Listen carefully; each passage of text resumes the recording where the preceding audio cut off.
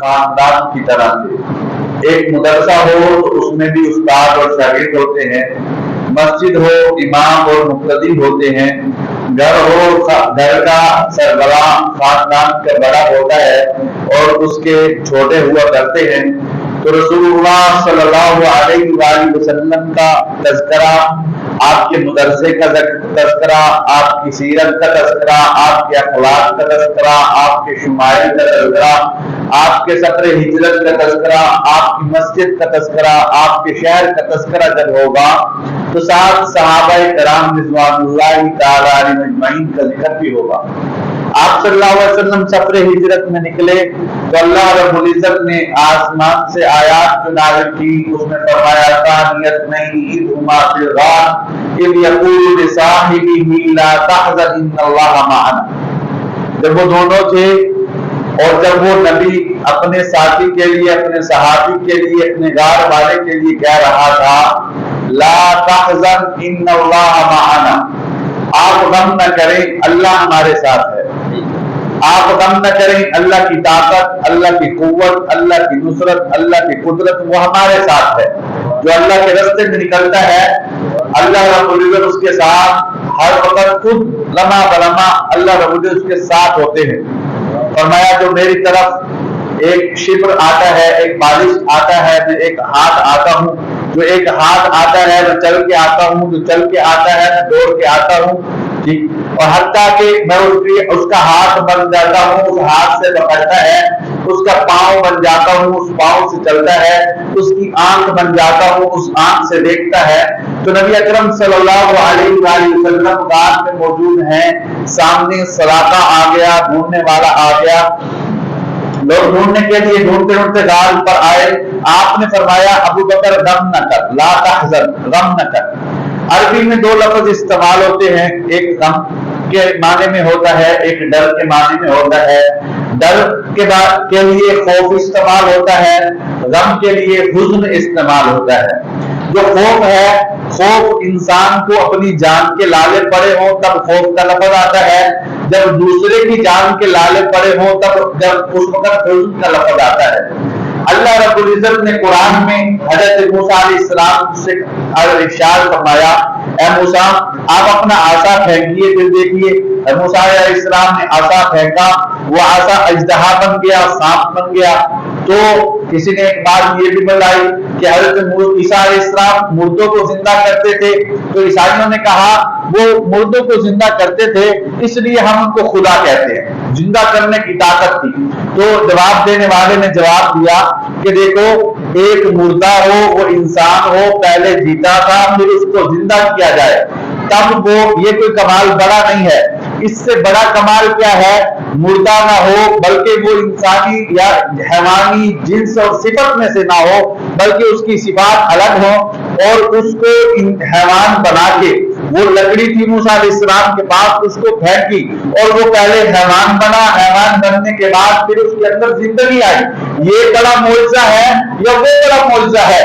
اگر خدا بنانا ہے تو پھر موسیٰ علیہ السلام نے بڑا معجزہ دکھایا، پھر ان کو خدا مانا جائے تو معجزات کی بنیاد پر کسی کے مرتبے کو، کسی کے مقام کو بڑا نہیں کیا جا سکتا۔ معجزہ نبی کے لیے ہوا کرتا ہے۔ تو حضرت موسیٰ علیہ السلام نے جو اپنا عصا پھینکا وہ ناگ اور سانپ بن گیا۔ اب ڈرنے لگے، ڈر کے پیچھے مڑے، آپ سے اللہ رب العزت نے ارشاد فرمایا یا موسیٰ لا تخف انی لدی لا یخاف لدی المرسلون، کہ اے موسیٰ آپ خوف نہ کریں اپنی جان کا، آپ کو اپنی جان کا خوف ہے، آپ کو اپنی جان کا ڈر ہے۔ یہاں خوف کا لفظ لے کے آئے کیونکہ موسیٰ علیہ السلام کو اپنی جان کا ڈر تھا۔ حضرت یعقوب علیہ السلام والتسلیم وہ ایران میں ہے اور مصر کے اندر حضرت یوسف علیہ السلام ہے، تو حضرت یعقوب علیہ السلام کو ڈر تھا اپنے بیٹے کے ضائع ہونے کا، اپنے یوسف علیہ السلام اپنے بیٹے کے زندگی اور جان گنوانے کا۔ تو انہوں نے کہا انما اشکو بثی وحزنی الی اللہ، میں اپنی شکایت اور اپنا غم اللہ کے سامنے رکھتا ہوں۔ وہاں لفظ لے کے آئے حزن کا، یہاں آپ صلی اللہ علیہ وسلم نے ارشاد فرمایا ابو بکر لا تحزن ان اللہ معنا، آپ غم نہ کریں اللہ ہمارے ساتھ ہے۔ یہاں ظلم کا جو لفظ لے کے آئے تو یہاں مفسرین لکھتے ہیں ابو بکر صدیق رضی اللہ تعالیٰ عنہ کو اپنی جان کا خوف نہیں تھا، بلکہ نبی اکرم صلی اللہ علیہ وآلہ وسلم کی جان کا خوف تھا، کہیں آپ صلی اللہ علیہ وآلہ وسلم کو کوئی تکلیف نہ پہنچ جائے۔ جب غار کے اندر تشریف فرما ہوئے تو ایک جملہ کہا، اے ابو بکر تم یہ چاہتے ہو کہ تم کام آ جاؤ اور میں بچ جاؤں، اور تمہیں اپنی جان کا کوئی خوف نہیں، تم رسول اللہ کے لیے فنا ہو جاؤ۔ تو ابو بکر صدیق رضی اللہ تعالیٰ عنہ کا یہ جذبہ تھا آپ صلی اللہ علیہ وآلہ وسلم کے بارے میں۔ اللہ نے فرمایا لا تحزن ان اللہ معنا، غم نہ کرو اللہ ہمارے ساتھ ہے۔ جس طرح اللہ نبی اکرم صلی اللہ علیہ وآلہ وسلم کے ساتھ ہے، اسی طرح اللہ رب العزت نبی حضرت صدیق اکبر رضی اللہ تعالیٰ عنہ کے بھی ساتھ ہے۔ موسیٰ علیہ السلام جب مصر سے نکلے، پیچھے فرعونی لشکر تھا، فرعونی اپنے ساؤ سامان اور فوج کے ساتھ پیچھے آ رہے، اور یہ 70,000 بنی اسرائیل کے لوگوں کو لے کے مصر سے نکل کھڑے ہوئے۔ سامنے دریا تھا، دریا عبور کرنا ہے، کشتیاں نہیں ہے، دریا اپنی موجوں کے ساتھ اپنی لہروں کے ساتھ بہ رہا ہے، وہ رک نہیں سکتا، پیچھے فوج آ رہی ہے۔ اب یہ کنارے پہ آ کے کھڑے ہو گئے، موسیٰ پکڑے گئے، موسیٰ آپ نے تو مروا دیا، انا لمدرکون۔ موسیٰ علیہ السلام نے فرمایا اپنے حواریوں کو، اپنے ساتھیوں کو، اپنے صحابیوں کو، انہوں نے کہا ان معی ربی سیہدینی، میرے ساتھ میرا رب ہے، وہ میری رہنمائی کرے گا۔ تو حضرت موسیٰ علیہ السلام کے بھی صحابی تھے، حضرت موسیٰ علیہ السلام کو تسلیم کے بھی ماننے والے تھے، حضرت موسیٰ علیہ السلام کے ساتھ بھی ہجرت کرنے والے تھے۔ موسیٰ علیہ السلام نے جو الفاظ اختیار فرمایا ان معی ربی سیہدینی، میرا پروردگار جو میری تربیت کرنے والا ہے۔ ایک بات تو یہ ہے کہ موسیٰ علیہ السلام نے کہا کہ میرا رب میرے ساتھ ہے، میرے ساتھ ہے، جو میرے ساتھ چلے گا اسی کی مدد ہوگی۔ جو رسول اللہ نے فرمایا ان اللہ معنا، اللہ ہمارے ساتھ ہے، اللہ صرف میرے ساتھ نہیں ہے، اللہ ہمارے ساتھ ہے۔ اے ابو بکر، جس طرح اللہ کی معیت، اللہ کی نصرت، اللہ کی طاقت، اللہ کی قوت، اللہ کی حمایت میرے ساتھ ہے، وہی نصرت، طاقت، قوت، حمایت تیرے ساتھ ہے۔ اور دوسری بات مفسرین نے بیان فرمائی کہ اللہ رب العزت آپ صلی اللہ علیہ وسلم کے لیے جو الفاظ نازل ہوئے، اللہ نے کہا انا ربنا معنا، یوں نہیں کہا کہ ہمارا رب ہمارے ساتھ ہے، بلکہ کہا ان اللہ معنا، لفظ اللہ کو لائے اس لیے کہ لفظ کوئی اللہ کی صفت نہیں ہے، لفظ تمام صفات کی جامع ہے۔ تو تمام طرح کی نصرتیں، تمام طرح کی مددیں، تمام طرح کی حمایتیں اللہ رب العزت کی جس طرح نبی اکرم صلی اللہ علیہ وآلہ وسلم کے ساتھ ہے، اسی طرح حضرت ابوبکر صدیق کے ساتھ ہے۔